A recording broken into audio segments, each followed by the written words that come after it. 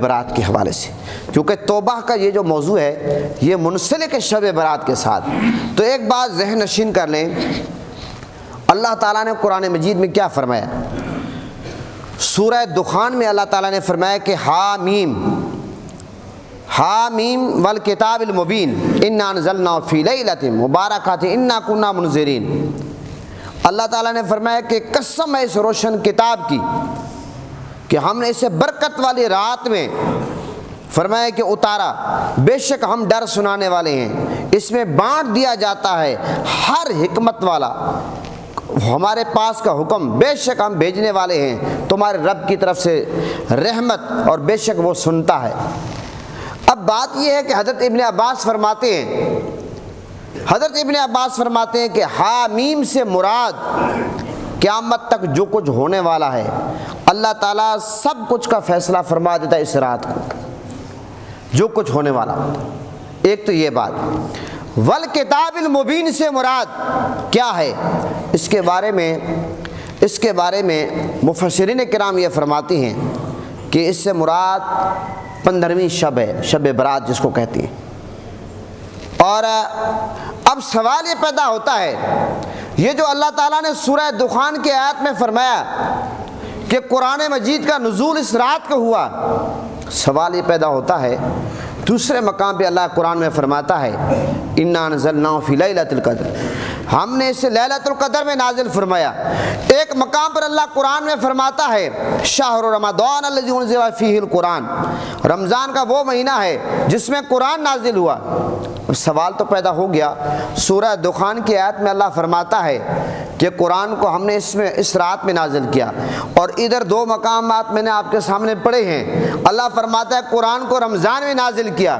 یہ ایک سوال ہے حضرات محترم، اس سوال پر جو مفسرین کرام ہیں، محدثین کرام ہیں، انہوں نے بڑا کلام کیا، یہ طویل بحث ہے، لیکن میں اگر دریا کو کوزے میں بند کروں، شارٹ جواب آپ کی خدمت میں عرض کروں، وہ اتنا ہے۔ بہت سارے محدثین کرام یہ فرماتے ہیں، مفسرین کرام فرماتے ہیں قرآن پاک کے نزول کی دو قسمیں ہیں، ایک ہے نزول تقدیری، ایک ہے نزول حقیقی۔ تو مفسرین کرام فرماتے ہیں کہ قرآن پاک جو ہے، جو لوح محفوظ پر لکھا گیا ہے، وہ شب برات کی رات لکھا گیا ہے، جو سورہ دخان کی اس آیات سے ثابت ہے۔ اور قرآن مجید کا جو نزول ہوا وہ شب قدر کو ہوا ہے، لہذا قرآن پاک کی دو آیاتوں میں کوئی اختلاف نہیں ہے، دونوں قرآن پاک کی ایک ایک لفظ پر ہمارا ایمان ہے، اور اس میں شک کی گنجائش نہیں ہے۔ ذالک الکتاب لا ریب فیہ، ایسا ہے یا نہیں ہے؟ تو یہ ایک جواب ہے، لیکن بہت سارے بڑی تعداد میں مفسرین کرام فرماتے ہیں کہ قرآن مجید کا کے حوالے سے اس سے مراد بھی لیلۃ القدر ہے۔ بہرحال یہ ایک مختصر جواب تھا جو میں نے آپ کی خدمت میں عرض کر دیا ہے کہ قرآن پاک کا نزول جو لوح محفوظ میں قرآن پاک لکھا گیا وہ شب برات کو لکھا گیا، اور قرآن پاک کا جو نزول ہوا وہ شب قدر کو ہوا۔ تو محترم حضرات، یہ ایک ایسی مقدس رات ہے۔ ایک بات یاد رکھیں، آقا علیہ السلام کا فرمان ہے کہ جب نصف شعبان کی رات آتی ہے 15ویں شب، تو اللہ تعالیٰ اپنی مخلوق کی طرف جھانکتا ہے، اور مومنین کو اللہ تعالیٰ بخش دیتا ہے، کافروں کو بھی اللہ تعالیٰ اس رات کو ڈھیل دیتا ہے، لیکن سوائے ان لوگوں کے جو لوگ مشرک ہیں اور جو لوگ اپنے دل میں کینہ رکھتے ہیں۔ اب یہاں پر ایک بات میں خاص آپ کے سامنے رکھنا چاہتا ہوں، وہ یہ ہے کہ بہت ساری حدیثوں میں آتا ہے کہ ایسے لوگ جن کی بخشش شب برات کو بھی نہیں ہوتی، اس مقدس رات میں بھی جن کی بخشش نہیں ہوتی، وہ کون لوگ ہیں؟ ان کے متعلق یہ آتا ہے کہ وہ 8 لوگ ہیں جن کی بخشش اس رات کو بھی نہیں ہوتی۔ اور وہ 8 لوگ کون سے ہیں؟ ایک بات ذہن نشین کر لیں، وہ 8 لوگوں میں سے ایک وہ شخص ہے جو مشرک ہے، جو اللہ کے ساتھ شرک کرتا ہے، جو اللہ کے ساتھ شرک کرتا ہے، اس کی بخشش اس رات کو بھی نہیں ہوتی، شب برات کو بھی نہیں ہوتی۔ لیکن ایک بات ذہن نشین کر لیں، آپ کو یہ پتہ ضرور ہونا چاہیے کہ شرک ہے کیا۔ آج تو مولوی صاحبان بات بات پہ شرک کے فتوے لگاتے ہیں، کسی کی شلوار بھی اگر ٹخنوں سے نیچے ہو کہتے ہیں مشرک ہے، شرک یہ ہے، اگر میں مختصر الفاظ میں آپ کے سامنے تعریف رکھوں، شرک یہ ہے کہ جس طرح ہم اللہ کی عبادت کرتے ہیں اسی طرح کسی کی عبادت کریں، اللہ کے ساتھ کسی کو شریک ٹھہرائیں، ہم کہیں کہ اللہ کے علاوہ کوئی اور بھی اللہ ہے، یا اللہ کی جس طرح عبادت کرتے ہیں اس طرح کسی کی عبادت کریں۔ مجھے آپ یہ بتائیں ہمارا عقیدہ اور ایمان کیا ہے؟ ہمارا عقیدہ یہ ہے کہ اللہ تعالیٰ وحدہ لا شریک ہے، اللہ تعالیٰ اولاد سے، خاندان سے، بھائیوں سے، رشتہ داروں سے اللہ پاک ہے، ایک یہ بات ہوگی۔ دوسرے نمبر پر ہمارا یہ عقیدہ ہے جس کو جو پاور ملی ہے، جو عزت ملی ہے، جو شان ملی ہے وہ اللہ نے عطا فرمائی ہے، اللہ کی ذاتی ہے، اور باقی جس کو جو مقام ملا ہے وہ عطائی ہے، اللہ نے عطا فرمایا۔ بات ہی ختم ہو گئی، بات ہی ختم ہوگی۔ ہم تو اگر میں مختصر کروں، نبی پاک صلی اللہ علیہ وسلم جو اللہ کے محبوب ہیں، جو امام الانبیاء ہیں، آقا علیہ السلام کو جو شان ملی کہ اللہ نے اپنے محبوب کو تمام انبیاء کا امام بنایا، ہم کہتے ہیں یہ شان اللہ نے عطا فرمائی ہے۔ تو بات ختم ہوگی۔ جب ہمارا یہ عقیدہ ہے کہ نبی پاک صلی اللہ علیہ وسلم کو جو شان ملے وہ بھی اللہ نے عطا فرمائی، پھر تو بات ہی ختم ہو گئی۔ کوئی صحابی ہو، کوئی ولی ہو، کوئی پنجتن پاک سے تعلق رکھنے والا ہو، کوئی نبی کے گھرانے والا ہو، کوئی نبی کے اصحاب میں سے ہو، کوئی نبی کے خاندان میں سے ہو، جو جہاں سے بھی تعلق رکھتا ہے، ایک بات ذہن نشین کر لیں، ذہن نشین کر لیں، جس کو جو مقام ملا ہے وہ اللہ تعالیٰ نے عطا فرمایا ہے۔ بات ختم ہو گئی۔ یہ بات آپ سمجھ گئے؟ تو لہٰذا آج یہ جو بات پہ شرک کے فتوے لگائے جاتے ہیں، آقا علیہ السلام شہداء احد کے مزارات پہ تشریف لے گئے، میرے آقا حضور نبی کریم صلی اللہ علیہ وسلم نے، میرے آقا نے وہاں خطاب فرمایا، میرے آقا نے فرمایا کہ بخاری جلد اول کی حدیث ہے، اللہ کی قسم مجھے اس بات کا خوف نہیں کہ میری امت شرک کرے، مجھے اس بات کا خوف ہے کہ میری امت دنیا میں مبتلا ہو جائے گی۔ تو آج میرے آقا کا فرمان حق اور سچ ثابت ہو رہا ہے، الحمدللہ۔ میرے آقا کی جو بات ہے وہ پتھر پہ لکیر ہے کہ آج باپ اور بیٹا عدالتوں میں کھڑے آمنے سامنے دولت کے لیے، ایسا ہے یا نہیں ہے؟ بھائی کا گریبان پکڑتا ہے اس لیے دولت کے لیے۔ مجھے یہ بتائیں شرک کون کرتا ہے؟ جس نے کلمہ پڑھ لیا وہ کبھی مشرک نہیں ہو سکتا، یہ آقا علیہ السلام نے فرما دیا۔ یہ بات ختم ہوگی۔ تو لہٰذا جو شرک کرتا ہے، اللہ تعالیٰ کے ساتھ شرک کرتا ہے، شب برات کی رات بھی اس کی بخشش نہیں ہوتی۔ اور دوسرے نمبر پر جس کی اس رات کو بخشش نہیں ہوتی، جو بندہ کینہ رکھنے والا ہے، بغض رکھنے والا ہے کسی مسلمان بھائی کے بارے میں، اور یہ بیماری اس قدر بڑھ گئی ہے کہ معاذ اللہ آج کل یہ بیماری لا علاج مرض بڑھتا جا رہا ہے کہ سامنے لوگ آپ کو ملیں گے، آپ کے ہاتھ چومیں گے، آپ کو سینے سے لگائیں گے، آپ کو چائے کی آفر دیں گے، کھانے کی آفر دیں گے، مسکرا کر ملیں گے، لیکن وہی لوگ پیٹھ پیچھے جاتے ہیں، منہ میں رام رام بغل میں چھری۔ یہ جو کینہ اور بغض ہے اس کا سلسلہ بہت بڑھتا جا رہا ہے، خاندانوں میں، رشتہ داروں میں، دفتروں میں، دوستوں میں، سیکٹر میں، ہر جگہ۔ لہٰذا جس بندے کے دل میں بغض ہے اس کی بھی اس رات کو بخشش نہیں ہوتی۔ دو باتیں۔ اور تیسرے نمبر پر جو ناحق کسی کو ظلماً قتل کرتا ہے، جو قاتل ہے، جو ناحق کسی کو قتل کرتا ہے، اس بندے کی بخشش بھی اس رات کو نہیں ہوتی۔ اور تیسرے نمبر پر قطع رحمی کرنے والا، جو رشتہ داروں سے تعلق مفت میں توڑ دیتا ہے، قطع رحمی کرنے والا، اس کی بخشش نہیں ہوتی۔ اور بدکار عورت ہو یا بدکار مرد ہو، یعنی جو گناہ کریں پھر توبہ بھی نہ کریں، اور زنا کے عادی لوگ جن کو کہتے ہیں عادی مجرم، ان کی بخشش نہیں ہوتی۔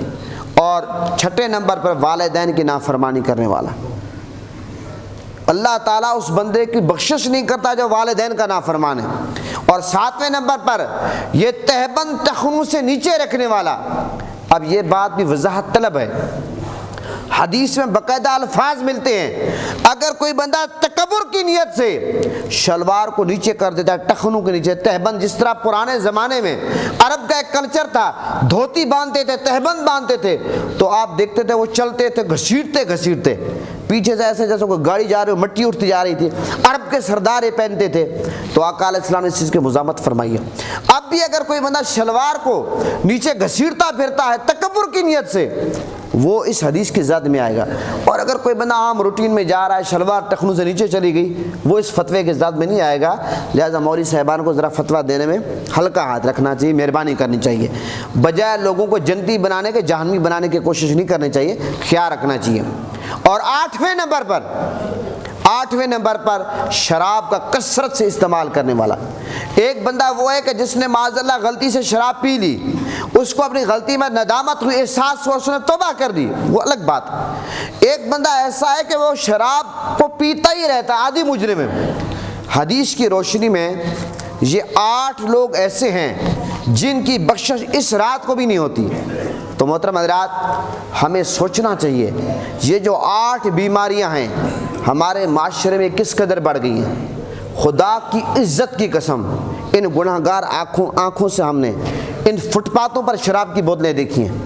آپ اگر آلس صبح آپ سیکٹر میں اگر آپ واک کریں، آپ روڈ پہ نکلے واک کریں صبح جب تھوڑا سا ٹائم زیادہ ہو جاتا ہے، صفائی کرنے والے بوتلیں اٹھا لیتے ہیں۔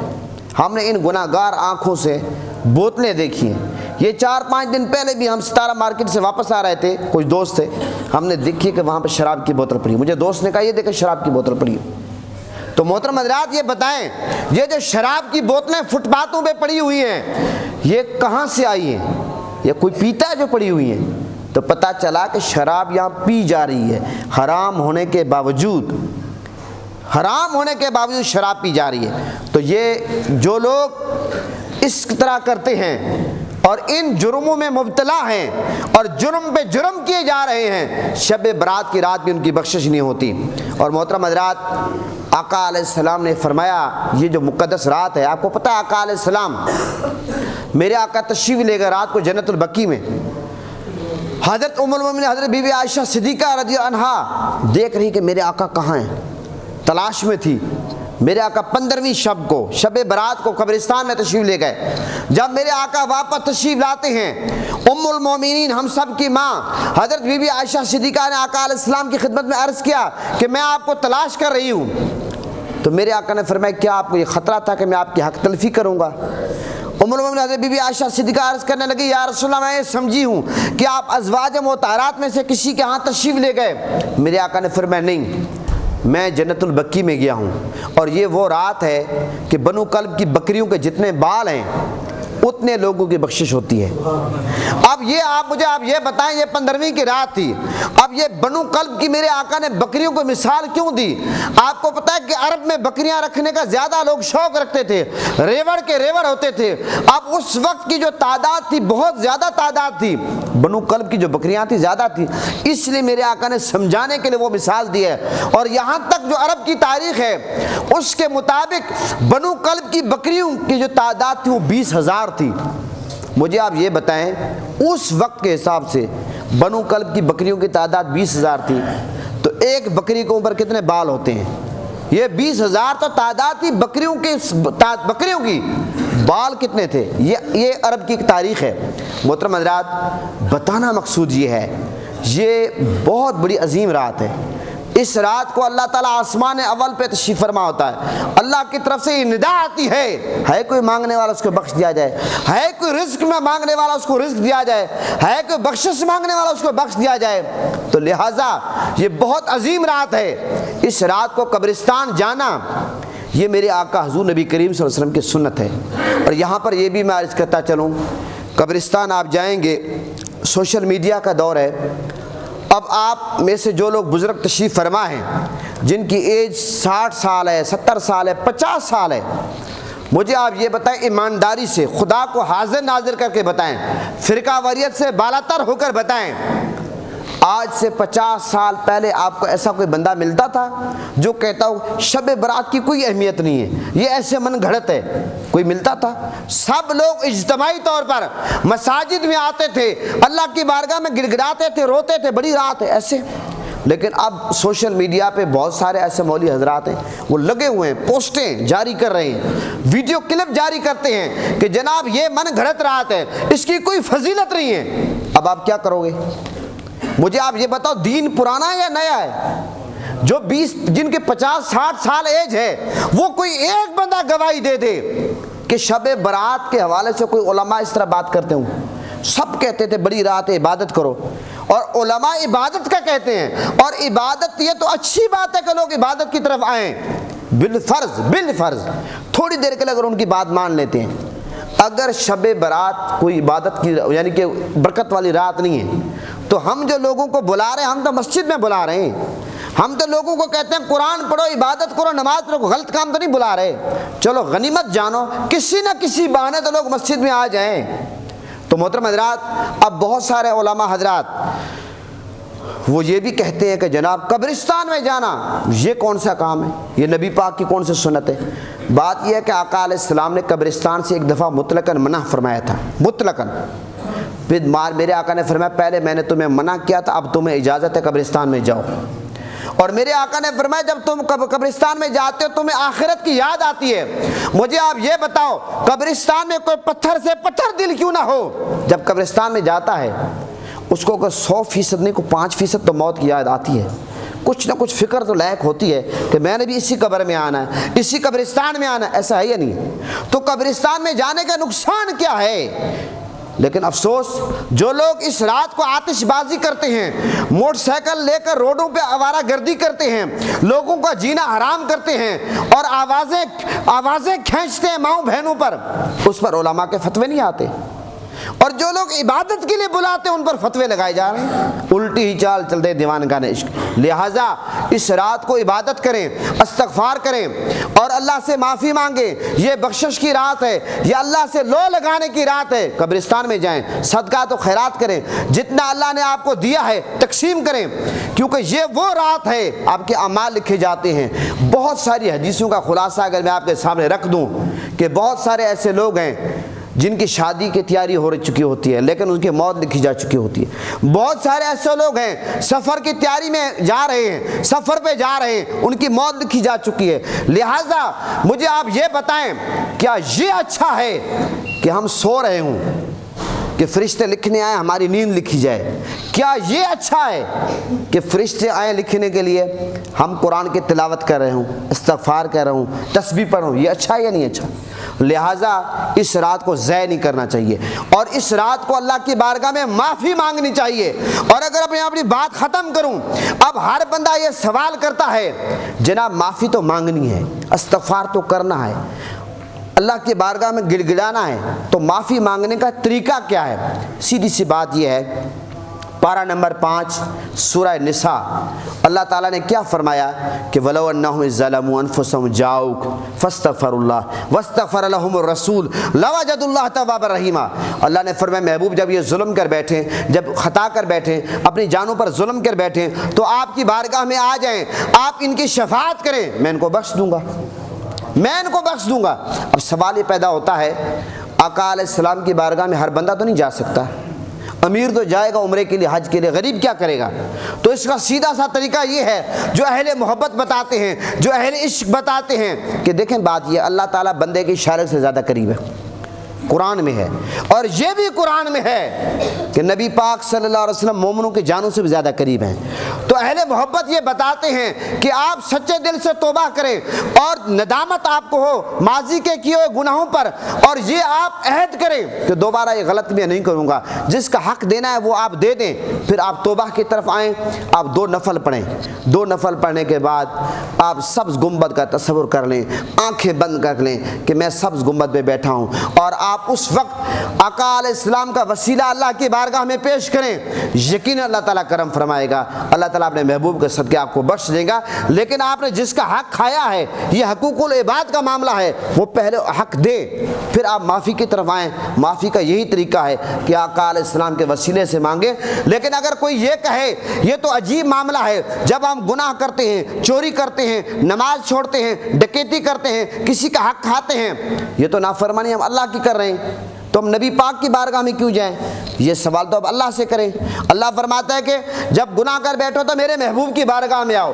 اللہ یہ نہیں فرماتا کہ اللہ فرماتا ہے محبوب کی بارگاہ میں جاؤ تو میرا محبوب آپ کی شفاعت کرے گا، میں بخش دوں گا۔ پتہ چلا کہ بارگاہ خدا بارگاہ مصطفیٰ ہے، حضور کی بارگاہ میں جانا خدا کی بارگاہ میں جانا ہے، حضور کی بارگاہ کا ادب کرنا خدا کی بارگاہ کا ادب کرنا ہے، میرے آقا سے محبت کرنا خدا سے محبت کرنا ہے، حضور کی بارگاہ کا ادب کرنا خدا کا ادب کرنا ہے۔